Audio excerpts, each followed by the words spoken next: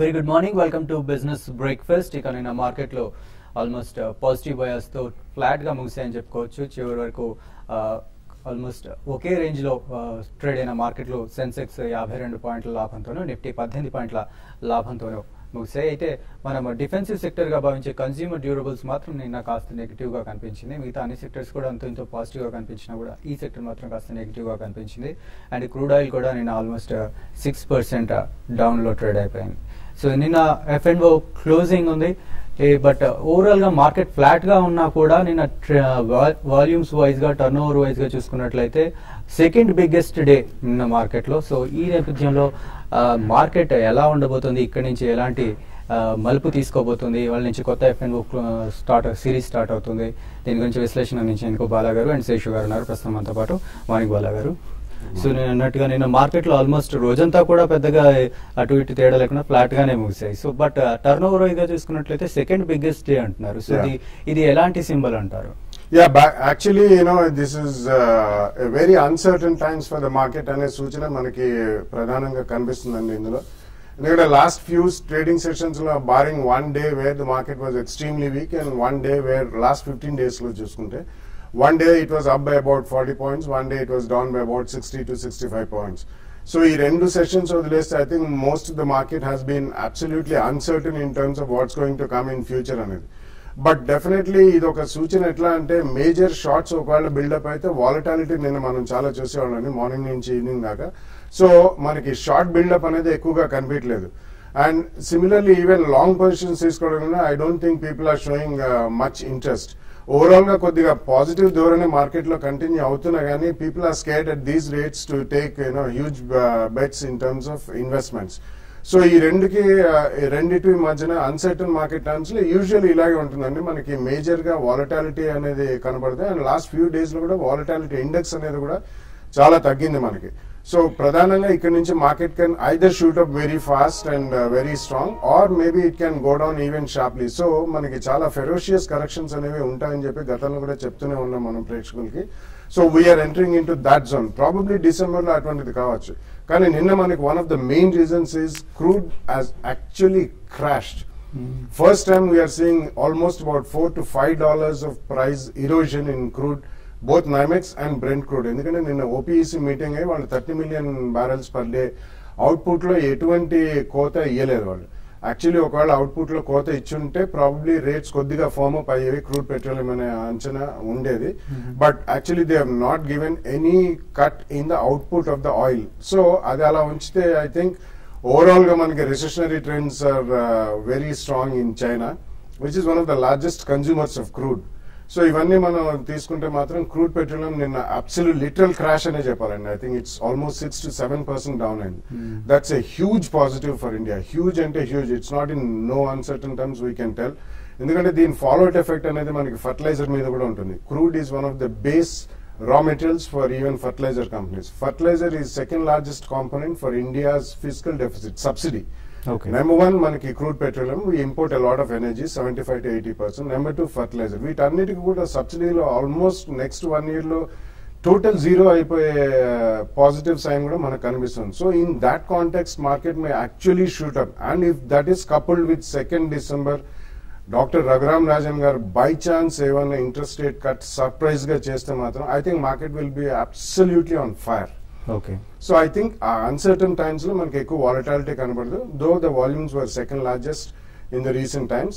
Definitely I think the market is very interestingly poised for a ferocious upside or a downside move అని కూడా చెప్పొచ్చు. Okay. ఇందాక మీరు December లో correction ఉండొచ్చు అంటారు. ఇది కన్సాలిడేషన్ ఉండొచ్చు అంటారా? కరెక్షన్ ఉంటే ఎంత పర్సెంటేజ్ ఉండొచ్చు? ఒక 10% వరకు? No 10% is too huge అండి. So we are almost talking about 850 points on the Nifty. No, that will never happen. Corrections may be about 2-3%. 5% correction is normally healthy on the index. ఒకవేళ 5% index correct అయితే generally stocks అనేవి 10 to 12%.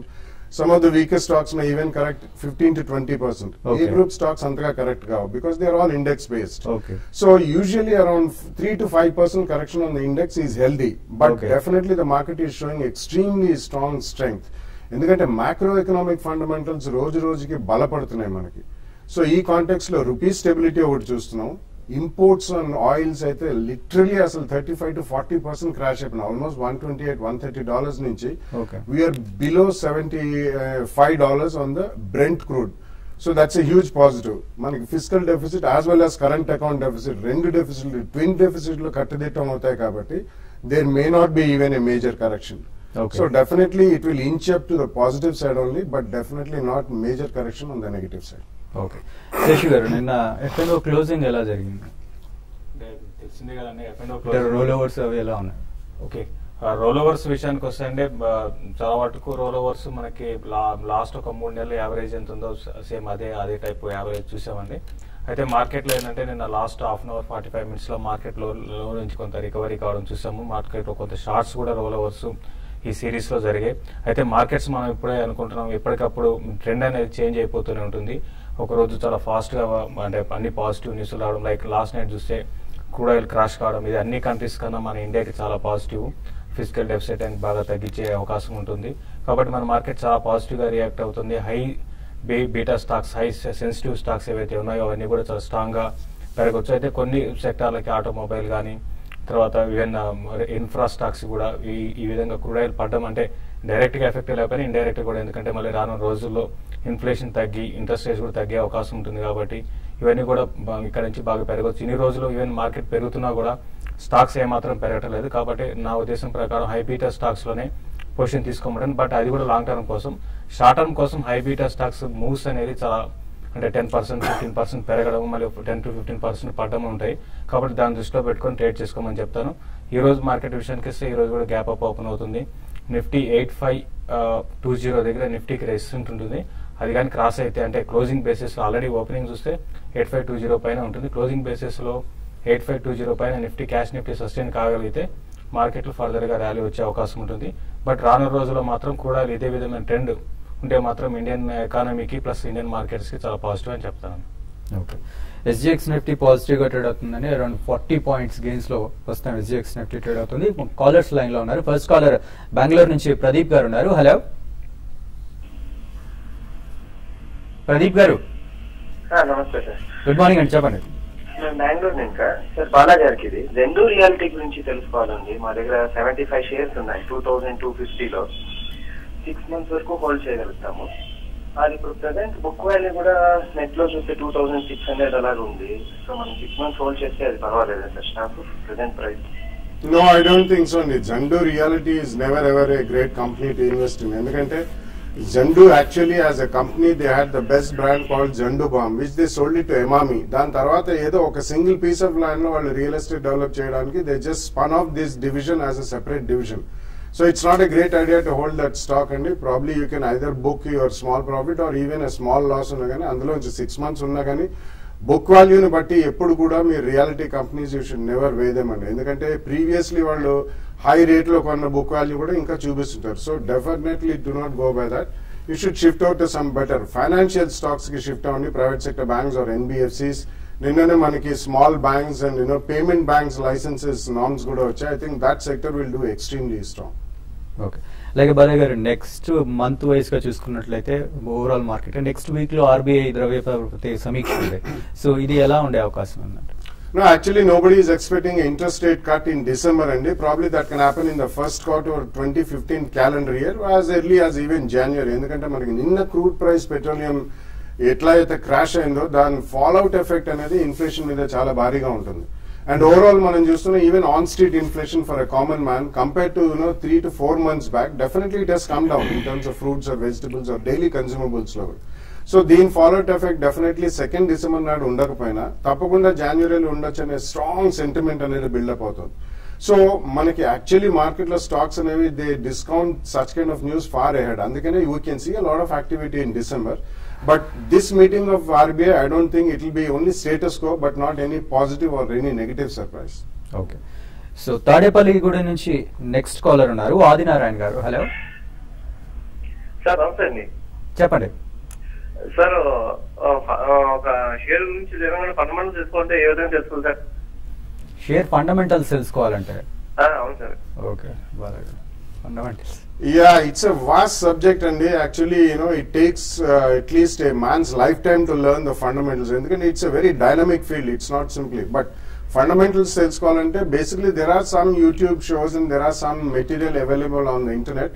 But if you are from a finance or a commerce background, just simply, chala simple parameters. I think people who do not have great debt in the balance sheet and regular cash flows undevi, asset light business ante, I'll just give you a very brief example. Asset light business ante where they need 1 crore capital to generate 100 crores of business.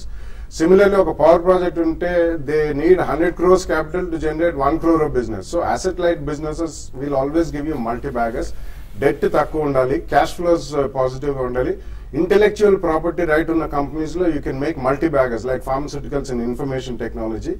FMCG, pharmaceuticals, ఇవన్నీ కూడా recession proof industries అండి, because they will not really be demand inelastic when there is a recession. So ఇటువంటి చిన్న చిన్న చిట్కాలండి, but it's a vast field. There is some material available on the net, but otherwise I think నిన్న వసంత్ గారు చెప్పినట్టు probably we'll go ahead and do some tutorial type of classes for people.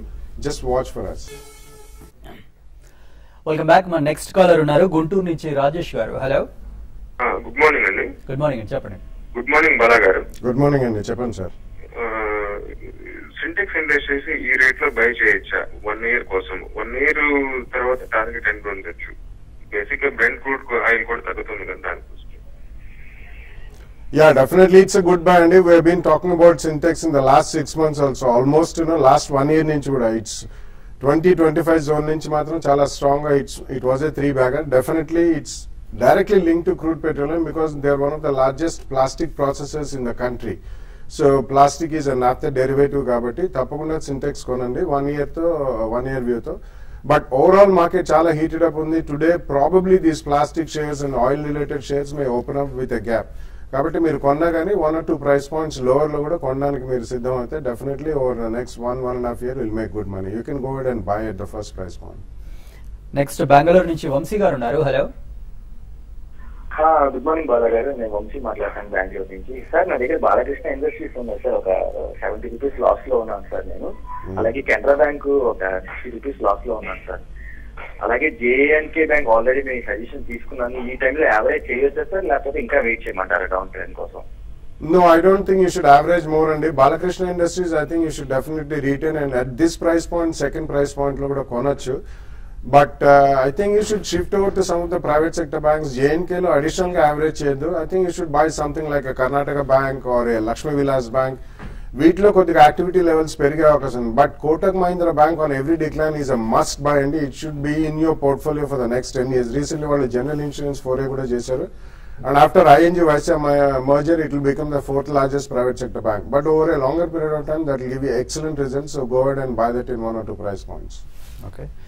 అలాగే Infosys bonus shares ప్రకటించిన విషయం అందరికీ తెలుసు. 1:1 bonus Infosys ప్రకటించింది. అయితే దీని రికార్డ్ డేట్ December 3rd గా కంపెనీ ప్రకటించింది. దీనికి సంబంధించి మరింత విశ్లేషణ అందించడానికి మన అనలిస్ట్ అమర్నాథ్ శాస్త్రి గారు ఫోన్ లైన్ లో సిద్ధంగా ఉన్నారు. అమర్నాథ్ శాస్త్రి గారు, మార్నింగ్ అండి. గుడ్ మార్నింగ్ అండి. అమర్నాథ్ శాస్త్రి గారు, సో 1:1 బోనస్ కి రికార్డ్ డేట్ December 3rd అని ప్రకటించింది. సో ఎక్స్ బోనస్ ఈ కంపెనీ పర్ఫార్మెన్స్ ఎలా ఉండే అవకాశం ఉందండి? ఇన్ఫాక్ట్ కంపెనీ పర్ఫార్మెన్స్ కంటే కూడా దీంట్లో ఒక మనకి ఇన్వెస్టర్స్ కి ఒక మంచి ఆపర్చునిటీ అనేది ఉంది. దీన్ని మనం ఏమంటామంటే బోనస్ ట్రిప్పింగ్ అంటాం టెక్నికల్ పరిభాషలో. సో యాక్చువల్ గా మన ఇన్కమ్ ట్యాక్స్ యాక్ట్ కింద డివిడెండ్ స్ట్రిప్పింగ్ మాత్రం మన ఇన్కమ్ ట్యాక్స్ యాక్ట్ లో మనకి దాని it is taking care of. 94(7) section కింద స్పెషల్ డివిడెండ్ ఏమైనా వచ్చినప్పుడు దాని తర్వాత చేసినా దాని కాస్ట్ కింద అడ్జస్ట్ చేస్తున్నారు. కానీ అదే విధంగా సెక్షన్ 94(8) కింద కూడా mutual fund units bonus declare చేసినా సరే దాన్ని కూడా కాస్ట్ కింద అడ్జస్ట్ చేస్తున్నారు. కానీ షేర్స్ కనుక బోనస్ డిక్లేర్ చేస్తే అంటే ఈక్విటీ కనుక బోనస్ డిక్లేర్ చేసినప్పుడు దాన్ని అడ్జస్ట్ చేసే ప్రొవిజన్ అంత కరెక్ట్ గా లేదు. అందులో కొంచెం అనామలీ ఉన్నట్టుగా కనిపిస్తుంది. సో దీన్నే మనం బోనస్ ట్రిప్పింగ్ కింద చేసినప్పుడు కమ్ బోనస్ లో షేర్ కొనుక్కొని ఎక్స్ బోనస్ లో వెంటనే గానీ అంటే అమ్మేసినప్పుడు మనకి ఆ డిఫరెన్స్ ఏదైతే ఉంటుందో, ఉదాహరణకు 4,300 ఇప్పుడు ఇన్ఫోసిస్ ఉంటే ఎక్స్ బోనస్ 2,152 2,200 ఆ ప్రాంతంలో ఉండడానికి అవకాశం ఉంటుంది. సో అక్కడ మనం వెంటనే అమ్మినప్పుడు మనకి ఇది షార్ట్ టర్మ్ క్యాపిటల్ లాస్ కింద వస్తుంది. ఆ బోనస్ షేర్స్ మాత్రం 1 year వరకు హోల్డ్ చేయాలి. ఆ 1 year వరకు బోనస్ షేర్స్ ను హోల్డ్ చేసి ఆ తర్వాత అమ్మితే అది లాంగ్ టర్మ్ క్యాపిటల్ గెయిన్ అవుతుంది, దాని మీద ట్యాక్స్ ఉండదు. వేరే ఈ 2150 రూపీస్ ఏదైతే మనకు లాస్ వస్తుందో అది షార్ట్ టర్మ్ క్యాపిటల్ లాస్ కింద వేరే క్యాపిటల్ గెయిన్స్ కింద, అంటే షార్ట్ టర్మ్ క్యాపిటల్ గెయిన్స్ కానీ లాంగ్ టర్మ్ క్యాపిటల్ గెయిన్స్ కింద కానీ ఇది సెట్ ఆఫ్ చేసుకోవడానికి అవకాశం ఉంటుంది. ఇది ఒక ట్యాక్స్ ప్లానింగ్ డివైస్, ఒక ట్యాక్స్ ప్లానింగ్ ప్రొవిజన్ లాగా చెప్పుకోవచ్చు. కానీ దీనికి మనం అవాయిడ్ చేసుకున్నటువంటి వాళ్ళ ఏ బ్రాకెట్ లో ఉన్నారో వాళ్ళంతా వాళ్ళ మొత్తం దాని పరిగణలో తీసుకుని వాళ్ళ ఆడిటర్ ని కన్సల్ట్ చేసి మాత్రమే ఇది చేస్తే బాగుంటుంది. ఎందుకంటే వాళ్ళ ట్యాక్స్ స్టేటస్ కానీ వాళ్ళ ఇన్కమ్ పర్టికులర్స్ అవన్నీ కూడా వాళ్ళ ఆడిటర్స్ బాగా తెలుస్తాయి కాబట్టి. బట్ ఇది ఈ మధ్య కాలంలో అందుకనే మనం చూసినట్టయితే లాస్ట్ 1 month లో కూడా మిగతా ఐటీ స్టాక్స్ అన్నిటికంటే కూడా ఇన్ఫోసిస్ బాగా పర్ఫామ్ చేస్తుంది. స్టాక్ మార్కెట్ లో ఆల్మోస్ట్ 3800 నుంచి లాస్ట్ 1 month లో 4350 వరకు రావడం చూసాం. దీనికి ప్రధాన కారణం ఇటువంటి బయింగ్, అంటే బోనస్ స్ట్రిప్పింగ్ వల్ల ఈ ఆపర్చునిటీని తీసుకోవడానికి చాలా మంది బై చేస్తూ ఉండటం వల్ల హెచ్ఎన్ఐస్ ఇది బాగా పర్ఫామ్ చేస్తున్నది. సో దీన్ని మన వ్యూయర్స్ అంటే దీన్ని ఒక అడ్వాంటేజ్ కింద తీసుకోవచ్చు. But at the same time caution ఏంటంటే వాళ్ళ టాలెంట్ వాళ్ళని కన్సల్ట్ చేసి దాని లోతుపాతులు తెచ్చుకొని వాళ్ళు చేసుకోవాల్సి ఉంటుంది. ఓకే అమర్నా శాస్త్రి గారు, థ్యాంక్ యూ అండి. అంటే ట్యాక్స్ ప్లానర్స్ కి ఇది బాగా ఉపయోగపడుతుంది. సో నెక్స్ట్ బాలగారు షార్ట్ గా చెప్పండి. December 3rd రికార్డ్ డేట్ అంటే ఇప్పుడు తీసుకున్నా కూడా మనకి బోనస్ షేర్స్ వచ్చే అవకాశం ఉంది. ఇప్పుడు తీసుకోవచ్చు అంటారా, స్టాక్ ని బై చేయొచ్చు అంటారా? బోనస్ అయితే ఎలిజిబిలిటీ ఉందండి definitely, because even today it's come bonus price. But advantage ఉంటుందా లేదా అనేది, and secondly is it viable to or good to buy at this rate? I don't think so అండి. Ex bonus అయిన తర్వాత, price discover అయిన తర్వాత I think one can buy, they can just wait. అంటే ఈ బోనస్ స్ట్రిప్పింగ్ అనేది it's a different story for tax planning. So purely as an investor అయితే మాత్రం even post bonus also liquidity పెరుగుతుందండి. So at that time also you can buy. Okay, so చాలా mails ఉన్నాయి, so time తక్కువగా ఉంది, త్వరగా చేసే ప్రయత్నం చేద్దాం. రామకృష్ణ గరిమెల్ల గారు మెయిల్ చేశారు. షార్ట్ టర్మ్ కోసం Crompton Greaves and adore welding ఈ రెండింటి గురించి అడుగుతున్నారు. షార్ట్ టర్మ్ కోసం క్రాంప్టన్ గ్రేవ్స్ అయితే నిన్న కరెక్షన్ చూసామండి 192, అయితే ఇంకొంచెం 192 ఆ లెవెల్ గానీ బ్రేక్ అయిందంటే అరౌండ్ 185 దాకా రావచ్చు. అక్కడ మీరు షార్ట్ టర్మ్ కోసం బై చేసుకోమని చెప్తాను. ఓకే, ఏపూరి శ్రీకాంత్ గారు అడుగుతున్నారు Century Ply and Cox and Kings గురించి. Century Ply and Cox and King అంటే రెండు కూడా మీరు లాంగ్ టర్మ్ కోసం అయితే మీరు ఇన్వెస్ట్ చేయండి. షార్ట్ టర్మ్ ట్రెండ్ మాత్రం కొంచెం రెండు కూడా సైడ్ వేస్ ఉండొచ్చు. లాంగ్ టర్మ్ కోసం మీరు ఇన్వెస్ట్ చేసుకోమని చెప్తాను. వెంకట్ గారు అడుగుతున్నారు please advise Bharat forge 1000 call and Hexaware 220 లో కాల్ ఉంది. భారత్ ఫోర్జ్ అండ్ హెక్సావేర్ రెండు కూడా చాలా స్ట్రాంగ్ ఉన్నాయండి. రీసెంట్ డేస్ లో ఇవి మంచి ర్యాలీ వచ్చింది. ఇంకా భారత్ ఫోర్జ్ ఇక్కడ నుంచి ఇంకా పెరిగి అరౌండ్ ఈవెన్ 960 ఆ లెవెల్స్ టెస్ట్ చేసే అవకాశం ఉంది. అయితే ఎగ్జావేర్ మాత్రం 220 పైన సస్టైన్ కావాలని కాగలిగితేనే మళ్ళీ నెక్స్ట్ అప్ లెవెల్ అని ఉంటుంది. కాబట్టి రెండు కూడా అప్ అండ్ ఉంటుంది. మీరు కాల్స్ రెండు కూడా హోల్డ్ చేయొచ్చండి. ఓకే, భానుమూర్తి పావని గారు మెయిల్ చేశారు. 400 షేర్స్ స్ట్రైట్స్ ఆర్ కొలాబ్ ను 587 లో బై చేశారట. అరౌండ్ 79,000 ప్రాఫిట్ లో ఉన్నారు. సో ప్రాఫిట్ బుక్ చేసుకోమంటారా అని అడుగుతున్నారు. No, they should stay invested అండి. It's also going great guns. Shasun Pharma కూడా వాళ్ళు విలీనం చేసే ప్రక్రియలో ఉన్నారు. Just keep it for some more time if you don't need money. Okay, Tirupati Rao garu అడుగుతున్నారు ఐసిఐసి బ్యాంక్ స్ప్లిట్ అంటున్నారు 5th December రోజు, ఇస్ ఇట్ ట్రూ అని అడుగుతున్నారు. యా, ఇట్ ఈస్ ట్రూ అండి.